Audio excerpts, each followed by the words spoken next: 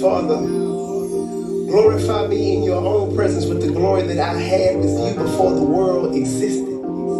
St. John 17:5. No response is necessary.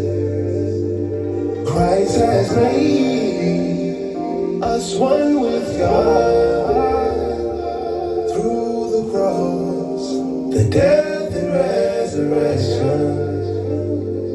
We are seated on thrones with God. Help me sing it. No response is necessary. Christ has made us one with God through the cross and resurrection. We are seated on thrones with God in His glory.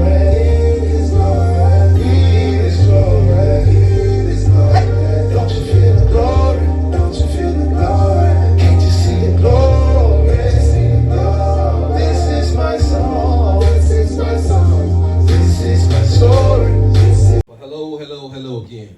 You inquisitive minds and beings of a high intelligence. Welcome once again to another episode of My Father's Business. The unseen, the unknown, and the unheard of. Before we do anything else, we want to wish you all a Happy New Year's. Well, Yes, sir. do we want to wish him Happy New Year? They don't wish them a Happy New Year. Man. Because, our Bible says that He has made all things new. Not some things, all things. Okay. Yeah. So we want to say Happy New Year's to all of y'all, not some of y'all.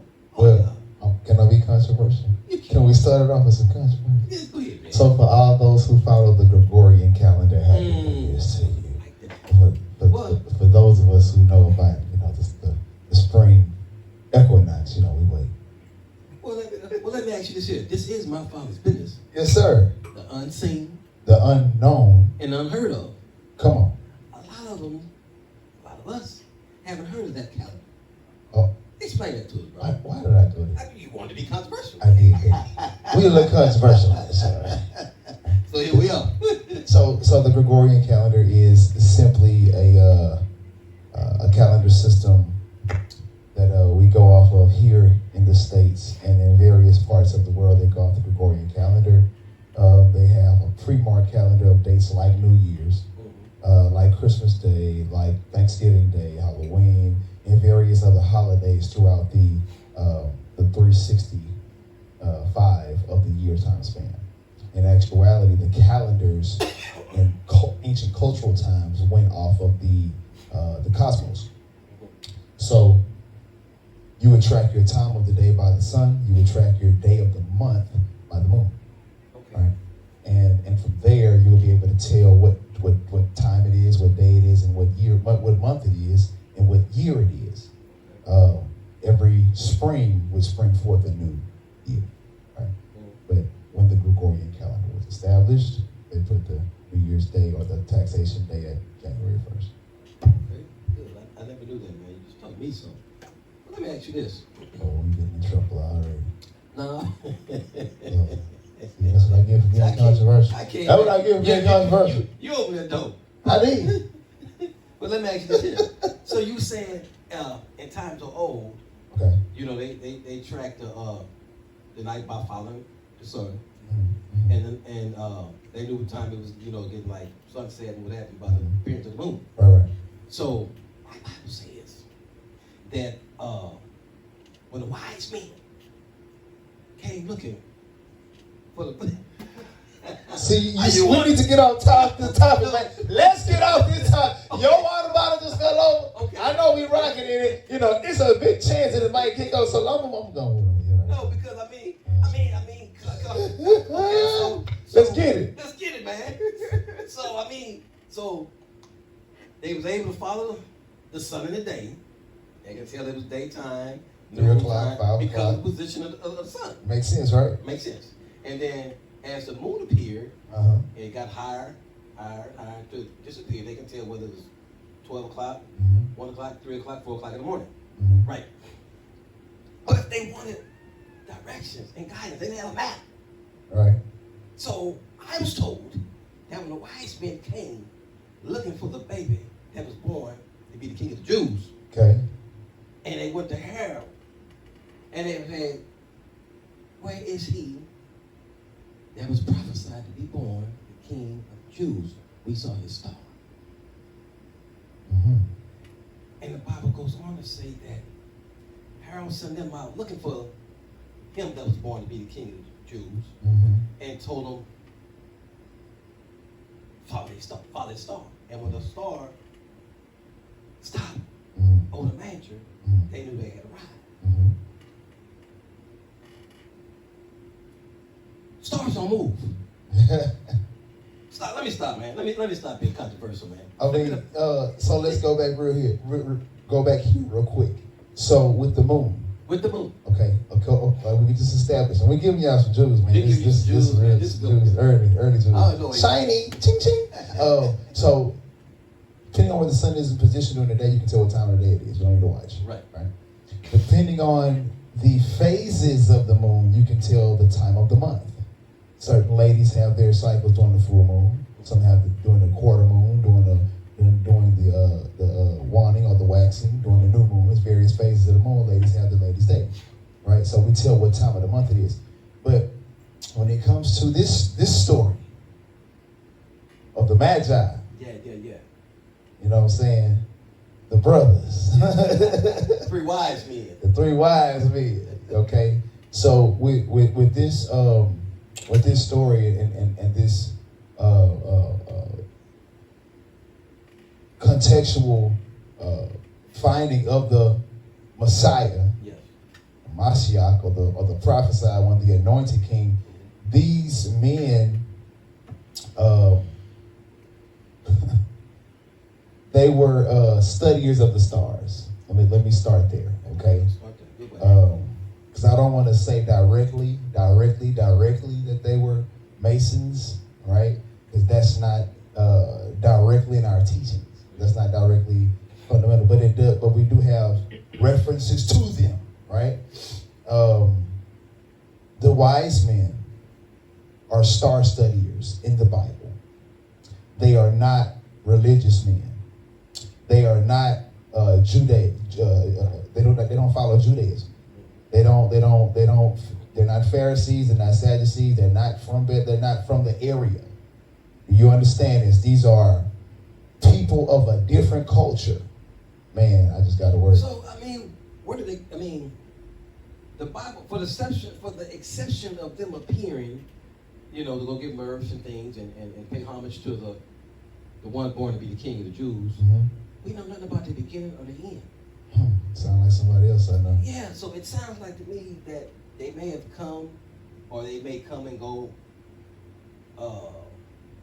as they will, from a different galaxy, from a different place, out of time and place, that we know as space. I don't know. I didn't mean to disturb. That's far. Think about it. They actually come from.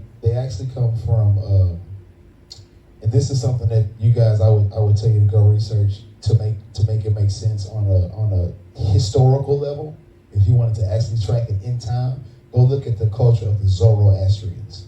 The Zoroastrians are star studiers, and they're one of the people. This is how the story goes in the Bible. The story in the Bible goes that when the wise men get to baby Jesus, they see that baby Jesus is a human being full of celestial power. He is a human being full of the divine nature of God, and they're tracking the star because they're tracking the star from the source. So when they see the star in the east, they're traveling east to go find the star. When they get there to find the star, biblically, they see baby Jesus and recognize, hear me clearly, they recognize that even in their astronomical studies and cultural belief that this child is a fulfilled prophecy that breaks their cultural theology. So now they go back to where they came from and they tell the people, hey, we study these stars, we follow these stars, we live by these stars, but we've seen the baby. Yes. The prophesied one. We've seen the prophesied one. We've seen the anointed king. In the Bible, it says they gave him gold, frankincense, and myrrh. In the Quran, it tells us that the baby spoke. So on two accounts, in two different theologies, it's evident. We used that word last night. It's evident that he is the divine one. Yes. He is the anointed king. Okay, so when the children of Israel made their exodus out of Egypt, the Bible says that the Lord guided them by day in a pillar of a cloud. Pillar of a cloud by day. And at night, he continued to guide them in a pillar of fire. So my question again, because I'm trying to make this make sense, man. Come on, let's make it make sense. Ezekiel, okay, had a vision, and he saw a wheel, okay, in the heavens, and he said it was a wheel of fire, and it had a lot of eyes on it, like bright lights. Talk to me about Ezekiel's will, because I'm going to bring all this back and try to make it make sense, man. Okay. Because I'm confused right now. Because right now, this is unknown to me. This is all new to me. Okay, well, let's make it I'm known. trying to make sense. So Ezekiel has the vision. He sees the wheel within the wheel. He sees the wheel within the wheel. He sees a wheel within a wheel that has eyes. So there are different takes on this, right? I personally receive that the wheel within the wheel is a divine transportation device that God allowed him to see and experience. I also believe that the wheel within the wheel is also within you. Because understand, anytime you get caught up in a vision, you lose consciousness of this conscious. And you get caught up in another conscious. So even if I'm sitting here talking to you on the screen and God takes me in the vision, I stop talking, I'm here with you on camera in the screen, but my consciousness is somewhere else because I'm visualizing and seeing something else. So what you're pretty much saying is that the microcosm, this little universe, is a reflection of the macrocosm. Y'all, I'm just on the show. I'm just on the show. Come on, man. I'm just on the show, y'all. It makes sense to me now. I'm just on the show. It's starting to make sense to me now. Talk to me, man. Come on, man. My man. A traveling device. He say the macrocosm. Say it again, man. Say it again. Oh, I got caught up in consciousness. Won't he do it? I got caught up in consciousness, man. That didn't come from me.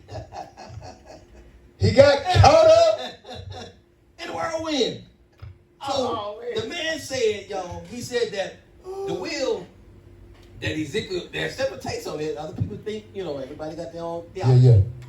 But the brother just said that the wheel was a divine transportation.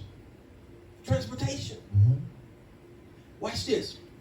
A divine transportation, I would say, so we start off with 3 wise men who came from we don't know where. Deported to we don't know where. But we do know that. We know they traveled east. We know they traveled east. So they had to be coming from the west. They had to be coming from and the I'm west. And I'm gonna say this. Man, I didn't mean to go here, but I had to throw it out there. I just want y'all to know this. Anytime we talk about the west in the Bible, we talk about a blessing. Anytime you hear the west winds blowing in on something, it brings blessings, prosperity, abundance, refreshment, abundance. Yeah. Okay. So they coming from the west, they traveling east. Yes. So is it safe to assume that they may have came and gone on 1 or 2 or maybe more of these, for lack of a better word, vehicles of transportation? Because I say that to say this. Ezekiel and the other prophets were pioneers in this thing called the physical form. Okay. So they was only able to identify certain things they saw in accordance to what they was able to identify.